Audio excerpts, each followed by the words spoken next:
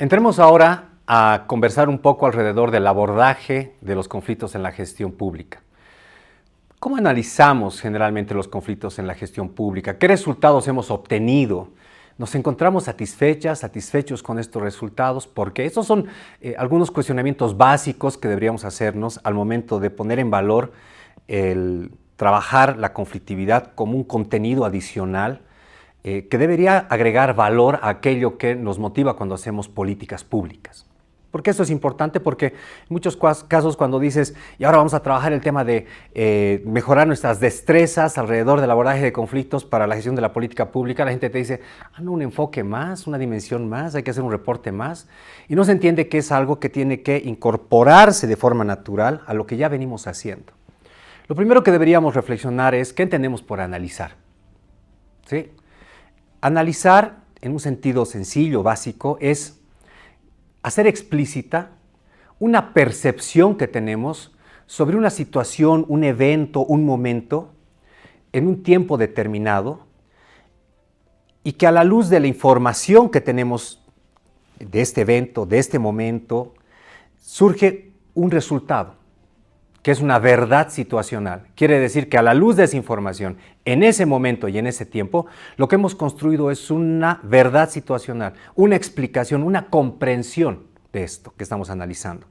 Muchos, cuando preguntamos esto, nos dicen, analizar es descomponer, es comprender, es entender. Sí, pero en realidad analizar es entonces hacer explícita, en sentido claro, en un gráfico, en un documento, en un informe, en un reporte, una percepción, lo que yo con un grupo de colegas interpreta de la información del fenómeno que estamos observando.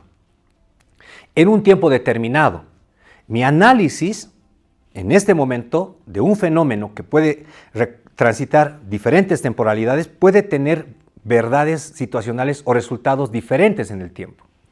¿Por qué es importante detenernos en esta reflexión sobre qué es analizar? Porque hay varios elementos que antes de entrar a trabajar instrumentos tenemos que reflexionar. Primero, si analizar es hacer explícito, entonces tenemos que poder representar de forma comprensible en un gráfico, en un reporte, el resultado de nuestro análisis, porque no necesariamente somos nosotras y nosotros quienes lo van a volver a revisar, van a implementar las decisiones o las recomendaciones que estamos planteando.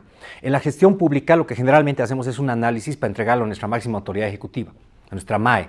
Entonces yo no puedo decirle a mi máxima autoridad ejecutiva, aquí hay 45 páginas de nuestro análisis, o espérame 2 semanas para que te entregue un análisis, porque muchas veces nos piden un análisis en los 10-15 minutos que tienen o en la media hora, en el tiempo que les toma ir de las oficinas, de sus despachos, a la reunión que tienen o de gabinete o con el actor social o con el medio de comunicación para emitir una declaración. Lo segundo es hacer explícita una percepción, quiere decir que acá lo que se necesita es entender que el análisis tiene que ser un ejercicio multidisciplinario. ¿Y qué nos pasa generalmente en la gestión de la política pública, ¿no? Armamos nuestros grupos afines. Decimos, ya nosotros vamos a ser los que analizamos porque tenemos un marco ideológico y estamos igual de convencidos. Estos otros de la oficina no están tan convencidos como nosotros, compañero. Esa es la peor trampa que nos podemos hacer a nosotros mismos. Porque hablar entre convencidos no va a incorporar la mirada de otro que no tiene tal vez ese convencimiento o no tiene esa perspectiva. Y créanme que en el conflicto lo más valioso es más bien incorporar esa perspectiva disonante. Esto de, ya todos pensamos que el cielo es azul y uno dice, no, pero creo que es verde. No, ves, no piensas igual, debe ser otra línea, fuera de aquí. No, esa es la mirada que necesitamos introducir en el análisis. Porque la otra parte tal vez está pensando así. Nosotros ya sabemos cómo pensamos. Necesitamos incorporar la perspectiva de la otra parte. Por eso es un ejercicio multidisciplinario. Nos ha pasado de manera recurrente, y seguramente a ustedes también, en muchos casos, que cuando analizamos un conflicto, alguien se presenta y dice, compañero, yo sé, hace 20 años que estoy en este tema. A mí me van a enseñar, ¿no? Y claro, ¿qué está planteando esto? Está planteando que estamos cayendo en la trampa del analista. Pensar que todo lo sabe. Y lo que hace es utilizar los instrumentos para justificar y vaciar lo que ya tiene predefinido. Y a veces tiene hasta la solución predefinida. Llevamos esto y ejercitamos en campo y es un fracaso rotundo. Porque no es importante lo que tengamos nosotros en la mente. Claro que es sustantivo, pero necesitamos comprender desde la otra parte qué es lo que tiene también en la mente. Cómo comprende el conflicto, por qué está actuando de esa manera. Entonces, el ejercicio del análisis tiene que ser multidisciplinario. Tiene que ser recurrente porque las dinámicas son tan complejas a veces, son tan aceleradas que incluso en tono de broma a veces se dice que al análisis no solamente hay que ponerle fecha, sino hora, ¿no? Y dependiendo de la tipología del conflicto, entonces ahí tenemos que ver cada cuánto tenemos que rever nuestro análisis, porque puede ser que hoy día haya resultado A y mañana, debido a la actuación de las partes en el conflicto, resulta B. Entonces, los análisis tampoco y sus conclusiones y recomendaciones no son documentos pétreos. ¿Por qué digo esto? Porque claro, entonces muchas veces la gente en la gestión pública dice, ya hemos analizado, comprendemos a cabalidad de qué trata el conflicto, ¿no? ¿Pero te sientes satisfecho? No. ¿Por qué? Porque cuando hemos ido a atender el conflicto, fracaso rotundo. Claro, porque nos ha faltado toda la otra parte. Generalmente nos hemos acostumbrado a hacer un buen diagnóstico, un buen análisis. Ya entendemos de qué se trata, las causas estructurales, las estrategias de los actores, pero luego no nos hemos puesto a reflexionar sobre, a consecuencia de esta comprensión y de este análisis, entonces, ¿cómo tenemos que actuar? ¿Cuáles son nuestras metas, nuestros objetivos? Y por lo tanto, entonces, ¿qué característica debería tener el diálogo, la negociación? ¿Quién del equipo va? ¿Ya exponemos a la máxima autoridad ejecutiva? Tal vez tenemos que esperar un poco porque no tenemos toda la información y hay que indagar un poco más, hay que analizar en profundidad. Tal vez el conflicto no está tan claro en sentido de sus dinámicas y lo que está en juego. Hay que esperar que madure un poquito más. Y tal vez la mejor decisión del análisis es no hagamos nada todavía porque no comprendemos bien. Es decir, esto es importante porque a veces ahí es donde están centradas las frustraciones al momento de gestionar el conflicto. Finalmente, ¿por qué tenemos que analizar el conflicto? Porque tenemos que comprender antes de actuar. Tenemos que salir de estas recetas lineales a las que nos tienen acostumbrados cuando nos dicen, no me traigas el problema, compañero, tráeme la solución, ¿no? Y claro, nos hemos acostumbrado inmediatamente a decir, yo sé qué vamos a hacer y hay que hacer esto, ¿no? Y hasta apelamos a cosas intuitivas, como por ejemplo, hay este conflicto, hay que dialogar, hay que negociar, hay que sacar a la policía, que se imponga la norma. Pero ¿basado en qué? ¿Comprendes de qué trata el conflicto? Y tal vez esa es la pregunta más difícil de responder. ¿De qué trata el conflicto? Porque en la gestión pública nos hemos acostumbrado a ponerle etiquetas también, ¿no? Al conflicto. ¿Y de qué trata el conflicto? Ah, es el conflicto por las tierras. ¿Pero de qué trata? No, es el conflicto por el contrabando. ¿Pero de qué trata? ¿Qué están reclamando? ¿A quién le reclaman? ¿Entre quiénes? ¿Qué acciones de hecho? ¿Qué niveles de emocionalidad hay? ¿Cómo se están comunicando los actores? ¿Tiene que ver con aspectos estructurales? ¿Por qué ha surgido ahora? ¿Por qué de esta manera? ¿Por qué no antes? ¿Por qué estos actores se están expresando alrededor del conflicto? ¿Realmente son sus intereses los que se están trastocando? Estas son preguntas a veces silentes que no nos hacemos y por lo tanto determina cómo actuamos en los conflictos. Intuitivamente o descalificamos y además creemos a veces que nosotros lo sabemos todo. Y desde nuestra perspectiva pensamos que entendemos perfectamente el por qué están actuando los actores al otro lado. Entonces, esto nos lleva a un siguiente bloque de preguntas que deberíamos hacernos alrededor de cuáles son nuestras prácticas habituales alrededor de la gestión de conflictos. Y preguntarnos, por ejemplo, cómo estamos actuando en los conflictos. ¿Qué creemos que los actores sienten o piensan cuando llegamos al conflicto? Porque eso también es importante. En el conflicto lo simbólico juega un rol fundamental. Porque a veces nos hemos acostumbrado a decir, ya vamos a llegar al lugar de negociación, los 3 vehículos, 15 personas, la policía por delante. ¿Ustedes creen que esto da la impresión de que vamos a entrar a dialogar, de que estamos siendo en buena ley para conversar? Y lo mismo pasa con las organizaciones sociales a veces, ¿no? ¿Qué hacemos en las organizaciones sociales, no? Ya hay que ir a negociar, los más grandotes, los más altos, a ver, cara de malo, ¿no? Vamos en grupo, en patota. Primero vamos a hacer el corral, vamos a primero a sitiar y después entramos a... No se negocia así, no, eso no genera ninguna buena predisposición. Y finalmente lo que tenemos que ver es qué es lo que sentimos o pensamos cuando nos convocan a un conflicto. Este tema emocional es muy importante. Al final del día, los conflictos, a diferencia de otros temas, trastocan a veces nuestras emociones, nuestras convicciones, nuestros principios, nuestra cotidianidad, ¿no? Por eso, hay errores comunes en la gestión pública al momento de atender los conflictos. Y son recurrentes, ¿no? Por ejemplo, no tener una preparación adecuada. No comprendemos, no analizamos, no tenemos la información completa. No vemos si nos está traicionando nuestros propios prejuicios en el tema. Nos olvidamos a veces de que en un conflicto es posible ganar y ganar. Es decir, es posible que encontremos un punto de encuentro intermedio en el que las partes sientan que ganan algo. Tal vez no al máximo de sus expectativas, porque es el otro tema al que nos hemos acostumbrado, ¿no? Tienes que pedir 10 porque te interesa obtener 8, pero el 2 te va a ayudar a negociar. Siempre es posible un escenario ganar-ganar, donde ambas partes puedan satisfacer al menos el núcleo más íntimo de lo que aspiran tener, sin ser ingenuos también, ¿no? Porque hay cosas que son inatendibles, irrealizables y tal vez es parte de otro tipo de estrategias. Ahí también tenemos que ser claros y cautos al momento de identificar qué es lo que se está planteando y cuán materializable, realizable es, ¿no? Muchas veces utilizamos un comportamiento de intimidación.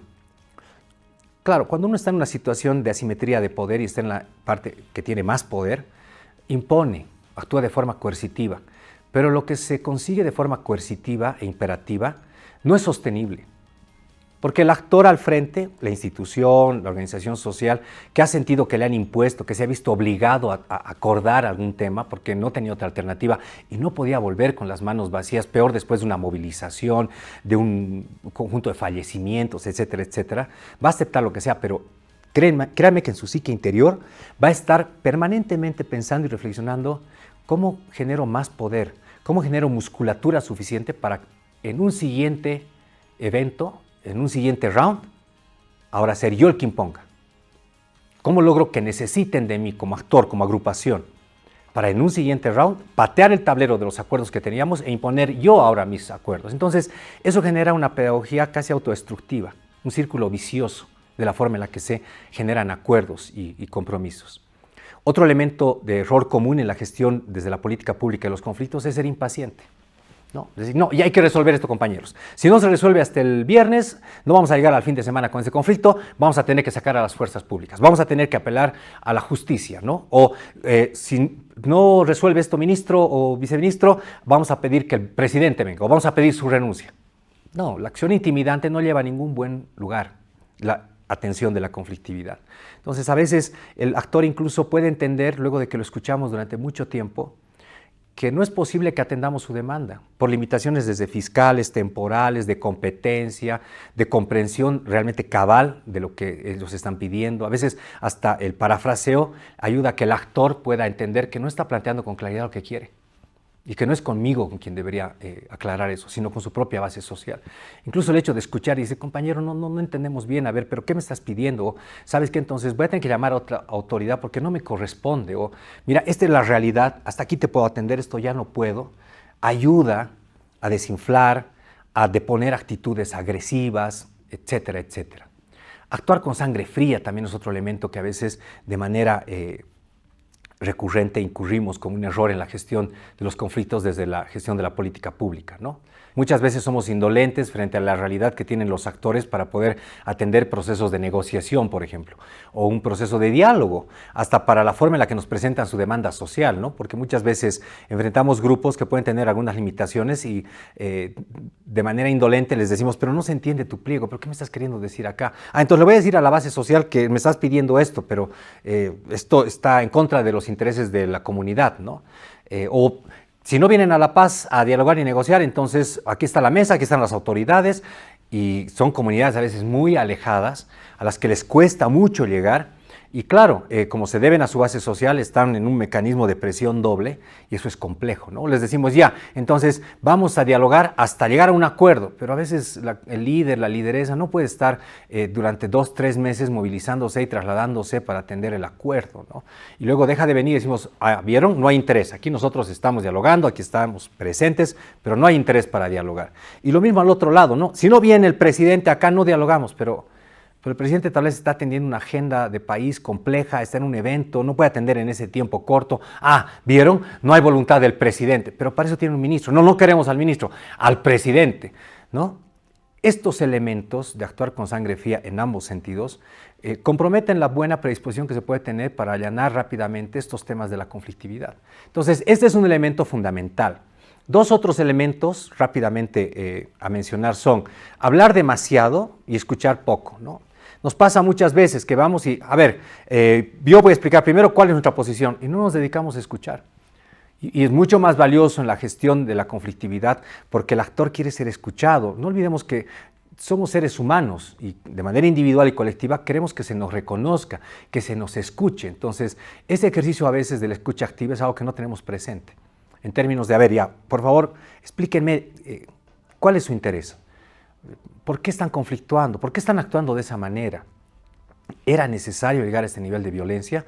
A veces es solo preguntar y que respondan, y que respondan, y que respondan, nos puede permitir entablar otro tipo de comunicación.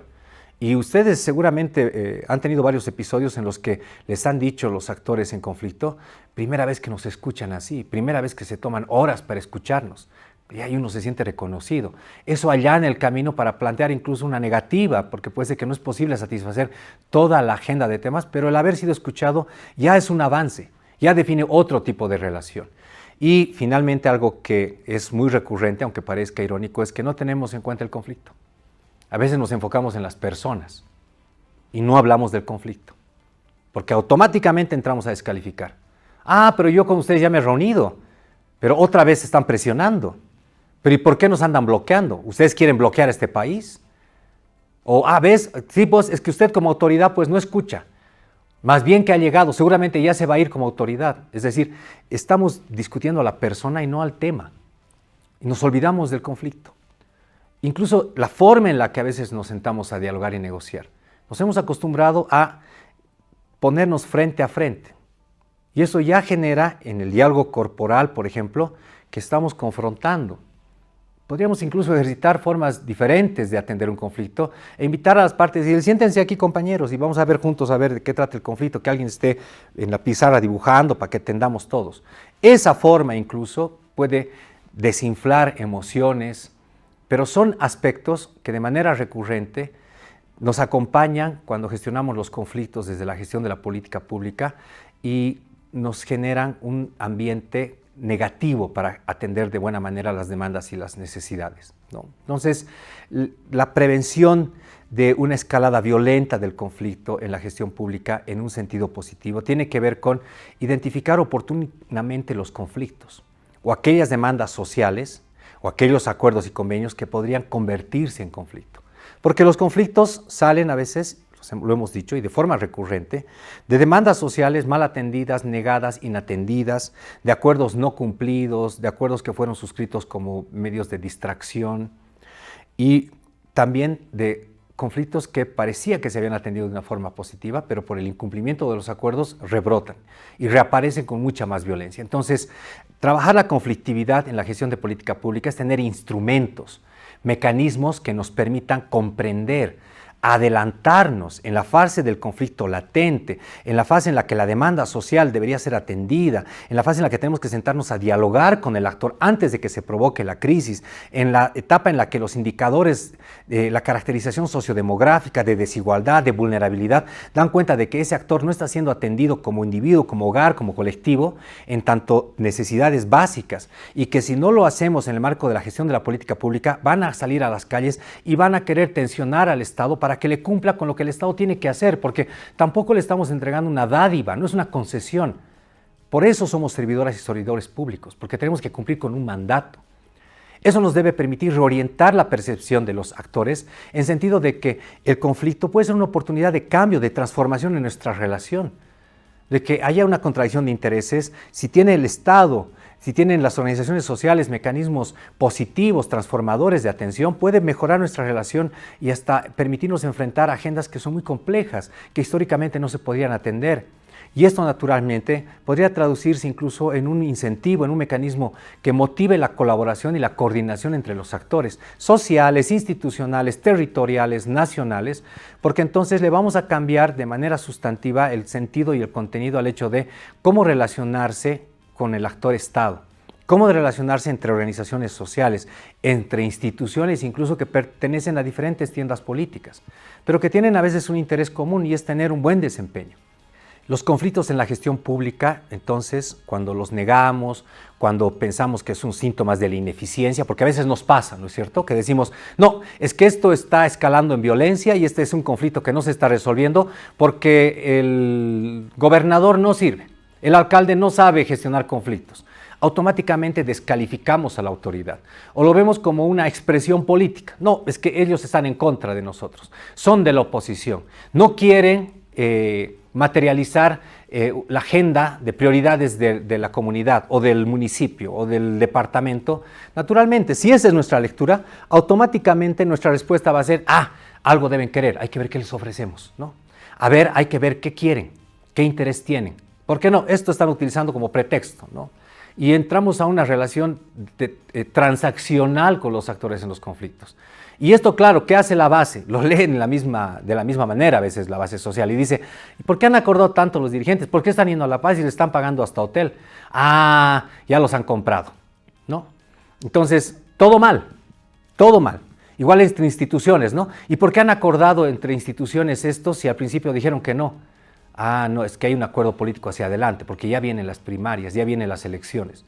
Es decir, basados en la desconfianza mutua, en que el otro engaña, en que miente, en que el conflicto está creado, en que está instrumentalizado, a partir de eso nuestro abordaje, nuestra acción es negativa. Y obviamente, ¿a qué nos lleva esto? A plantear negociaciones forzadas, que resulten de la imposición.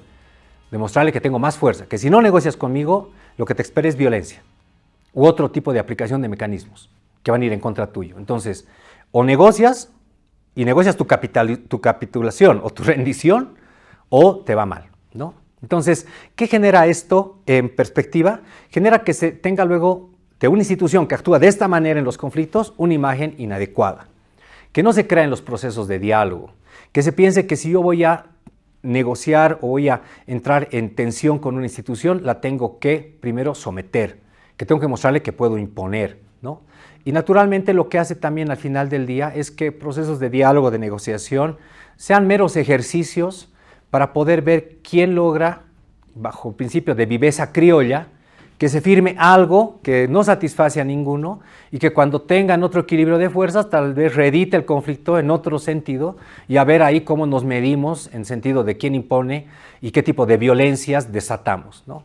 Y sacrificamos todo lo que es la posibilidad de más bien satisfacer de manera adecuada demandas y necesidades, y que si va a haber violencias, si va a ser el escenario de tensión el que defina nuestra relación, sea algo en lo que realmente no hemos podido ponernos de acuerdo, porque incluso cuando gestionamos de forma adecuada el conflicto, hasta podemos estar de acuerdo en que en ese tema no vamos a estar de acuerdo y que más adelante lo vamos a trabajar y lo vamos a tratar, ¿no?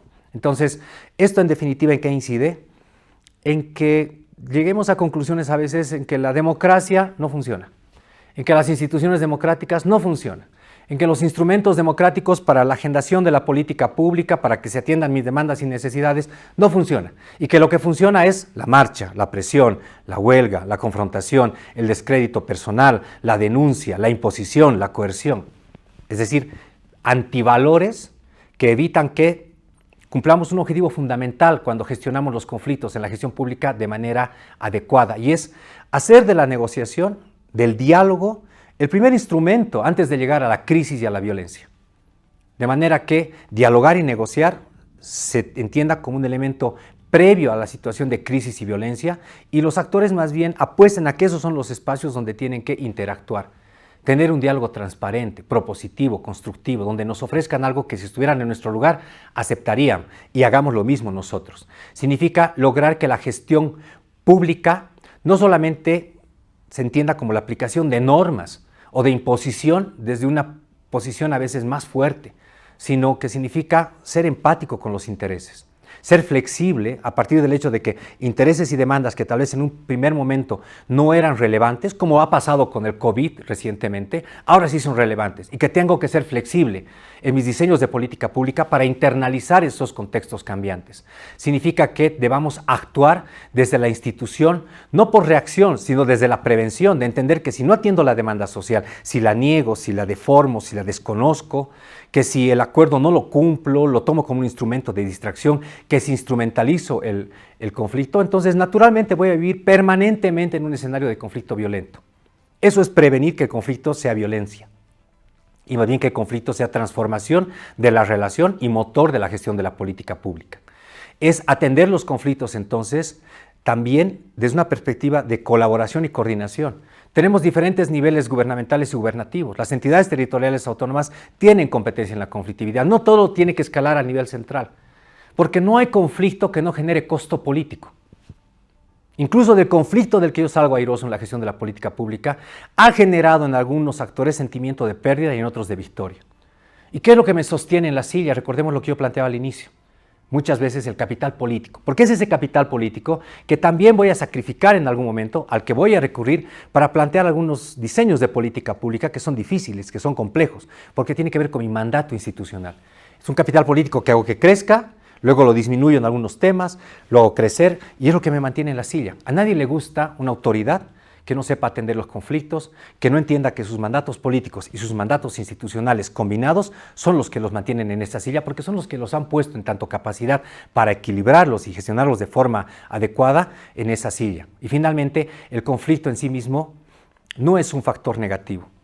Y en una sociedad donde hay muchos conflictos que se resuelven de forma positiva, puede ser que estemos entrando en una dinámica en que los actores han aprendido a gestionarlos bajo principios de no violación de los derechos, empáticos, con instrumentos de transformación de las relaciones, y esto es lo que permite avanzar a las sociedades. Esto es paz positiva, atender mis demandas, lograr materializar mis oportunidades, de manera que si hay contradicción, no se canalicen de forma violenta ni coercitiva, sino todo lo contrario.